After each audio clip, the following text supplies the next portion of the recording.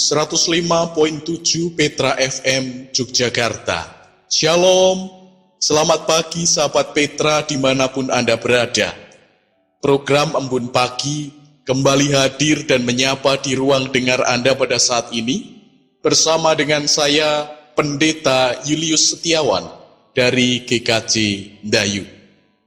Marilah kita mengawali hari ini dengan menghayati bahwa sumber pertolongan kita adalah di dalam nama Tuhan yang menjadikan langit dan bumi. Kiranya kasih karunia dan damai sejahtera dari Allah Bapa dan Tuhan kita Yesus Kristus merahmati kita sekalian. Amin. Sahabat Petra, sebelum kita memperhatikan bagian dari firman Tuhan, mari kita berdoa. Bapa di dalam surga, kami bersyukur karena cinta kasih dan rahmat-Mu membersamai kelangsungan hidup kami sampai dengan hari ini. Engkau memelihara hidup kami dengan berkat kesehatan, sehingga kami boleh mengawali hari ini dengan sukacita. Ya Bapa, pada saat ini kami akan mengawali hari dengan memperhatikan bagian dari sabda-Mu. Sabda yang menjadi suluh bagi langkah kami. Maka Tuhan, curahkanlah Roh Kudus-Mu bagi kami, sehingga kami mampu mendengar, mengerti, dan menghidupi kehendak-Mu, serta hidup di dalam terang firman-Mu. Sehingga semakin hari, kami semakin menyempurnakan tanggapan akan karya penyelamatan-Mu. Ini Tuhan seru dan pengharapan kami. Di dalam nama Yesus Kristus kami berdoa. Amin. Sahabat Petra, pada saat ini marilah kita memperhatikan bagian sabda Tuhan yang akan kita baca bersama dari Injil Yohanes 7 ayat 40 sampai 52. Injil Yohanes 7 ayat 40 sampai 52 demikian. Beberapa orang di antara orang banyak yang mendengarkan perkataan-perkataan itu berkata, "Dia ini benar-benar nabi yang akan datang." Yang lain berkata, "Ia ini Mesias." Tetapi yang lain berkata, "Bukan, Mesias tidak datang dari Galilea. Karena kitab suci mengatakan bahwa Mesias berasal dari keturunan Daud dari kampung Bethlehem, tempat Daud dahulu tinggal." Maka timbullah pertentangan di antara orang banyak karena dia. Beberapa orang di antara mereka mau menangkap dia, tetapi tidak ada seorang pun yang berani menyentuhnya.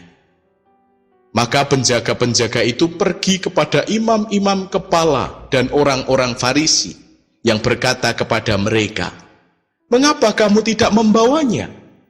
Jawab penjaga-penjaga itu, "Belum pernah seorang manusia berkata seperti orang itu." Jawab orang Farisi itu kepada mereka, "Adakah kamu juga disesatkan? Adakah seorang di antara pemimpin-pemimpin percaya kepadanya? Atau seorang di antara orang-orang Farisi?" Tetapi orang banyak itu tidak mengenal hukum Taurat. Terkutuklah mereka. Nikodemus, seorang dari mereka yang dahulu telah datang kepadanya, berkata kepada mereka, "Apakah hukum Taurat tidak menghukum seseorang sebelum ia didengar dan sebelum orang mengetahui apa yang telah dibuatnya?" Jawab mereka, "Apakah engkau juga orang Galilea? Selidikilah kitab suci, dan engkau akan tahu bahwa tidak ada nabi yang datang dari Galilea." Sahabat Petra, demikianlah Injil Yesus Kristus. Berbahagia setiap kita yang mendengar dan memeliharanya dalam kehidupan sehari-hari. Maranatha. Sahabat Petra dimanapun Anda berada, hari ini saya punya cerita. Ada seorang pendeta terkenal melakukan perjalanan lintas benua dengan menaiki sebuah kapal. Nah, setibanya di kapal, Pak Pendeta ini diberitahu bahwa dirinya akan berada dalam satu kabin dengan seorang pria yang berpenampilan, kalau dilihat oleh pendeta itu cukup menyeramkan. Maka ia segera menaruh perasaan-perasaan tidak nyaman, prasangka negatif yang bertebaran di dalam kepalanya. Dan ketika mereka berjumpa, mereka berkenalan sebentar, lalu masing-masing sibuk meletakkan barang bawaannya. Nah, setelah pria itu keluar dari kabin, Pak Pendeta itu berpikir untuk menitipkan saja barang bawaannya itu di meja pendaftaran penumpang. Sebab pada zaman itu belum ada safety box seperti sekarang ini. Nah, pada waktu menanyakan kemungkinan menitipkan barang kepada penjaga meja pendaftaran, pendeta itu ditanya, apa alasan menitipkan barang-barangnya? Maka pendeta itu menjelaskan alasan ketidaknyamanannya meletakkan barang-barang itu di dalam kabin. Karena teman satu kabinnya tidak ia kenal dan mencurigakan. Nah, terkejutlah pendeta itu ketika permintaan dari dirinya disetujui. Dan ia berkata, baik Pak Pendeta, saya akan menyimpannya di sini barang Pak Pendeta. Barang milik orang yang satu kabin dengan Pak Pendeta juga diletakkan di sini dengan alasan yang sama. Nah, tentu saja pendeta itu terkejut dan juga sangat malu karena rupanya orang juga melihat bahaya dari dirinya. Ada kecurigaan dari orang lain terhadap dirinya. Sahabat Petra, di setiap puncak perayaan Pondok Daud, pada hari yang ke-7, biasanya para imam mengadakan prosesi pengambilan air dari kolam Siloam untuk dipersembahkan sebagai kurban curahan pada mezbah Bait Allah.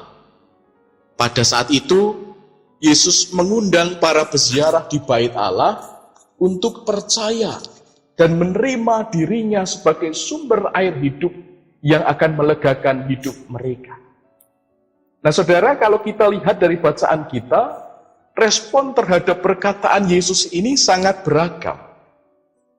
Bagi sebagian orang, dikatakan Yesus adalah nabi. Bagi yang lain, Yesus adalah Mesias. Dan bagi Nikodemus, Yesus lebih besar daripada sekedar manusia biasa. Nah, sayangnya, sebagian orang lainnya, termasuk para pemimpin, orang-orang Farisi, menolaknya. Mereka hanya melihat sisi manusia Yesus dan tidak mempedulikan keilahian Yesus. Dengan sombong mereka meremehkan pandangan orang-orang tentang Yesus. Mereka berpikir bahwa dirinya jauh lebih baik daripada Yesus yang menawarkan air kehidupan itu. Mereka berpikir, siapa toh Yesus itu? Cuma orang biasa. Nah, sahabat Petra, dari kedua kisah ini saya mengajak kita semua untuk berefleksi. Betapa berbedanya wajah kehidupan ini andai kata semua orang itu mau bersabar, mau menguji sebelum menilai benar dan salah, sebelum menilai baik dan tidak baik. Andai kata pendeta itu tidak berburuk sangka dan melakukan penghakiman terhadap teman sekabinnya, mungkin dirinya pun tidak akan diadili dengan standar yang serupa. Begitu pula dengan orang-orang Farisi. Andai kata ia tidak sombong rohani dan angkuh dengan keberimanannya, andai kata ia mau merendahkan hatinya dan mendengar, mereka pasti akan menerima anugerah Allah. Sahabat Petra, dimanapun Anda berada, kesediaan untuk menguji adalah jawaban untuk banyaknya prasangka buruk yang bertebaran dalam kehidupan manusia. Dan kesediaan itulah yang akan menuntun dan menunjukkan wajah kehidupan itu.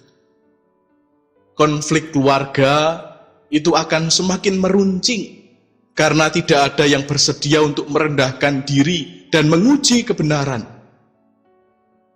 Seringkali kita ingin maunya menyalahkan, mengkritisi, mencela. Padahal yang dibutuhkan adalah pengujian untuk membuktikan sebenarnya mana toh yang salah, mana toh yang benar. Kita nggak mau rendah hati. Kita lebih sering menelunjuk-nelunjuk tangan, menyalahkan, mengkritisi, mencela, daripada kita rendah hati melihat dengan seksama.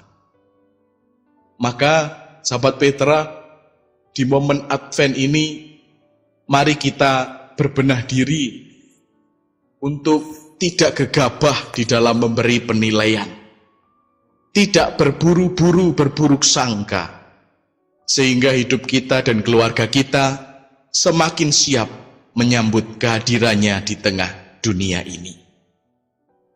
Amin. Sahabat Petra, mari kita mensyukuri sabdanya dalam doa. Bapa di dalam surga, kami mengucap syukur karena Engkau mengingatkan kami melalui bagian firman Tuhan yang telah kami dengar pada saat ini. Mampukanlah kami Tuhan untuk senantiasa hidup di dalam kesadaran untuk tidak terburu-buru memberikan penilaian buruk kepada sesama kami. Ajar kami untuk menguji segala sesuatu sehingga sesuatunya menjadi benar di hadapan-Mu. Ini Tuhan seru dan pengharapan kami. Kami juga memohon kelangsungan berkat-Mu bagi sahabat Petra dimanapun berada. Berkatilah ya Tuhan dalam setiap karya dan aktivitasnya pada saat ini.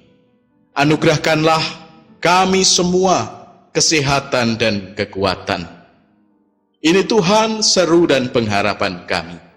Di dalam nama Tuhan Yesus Kristus kami berdoa dan menaikkan syukur. Amin.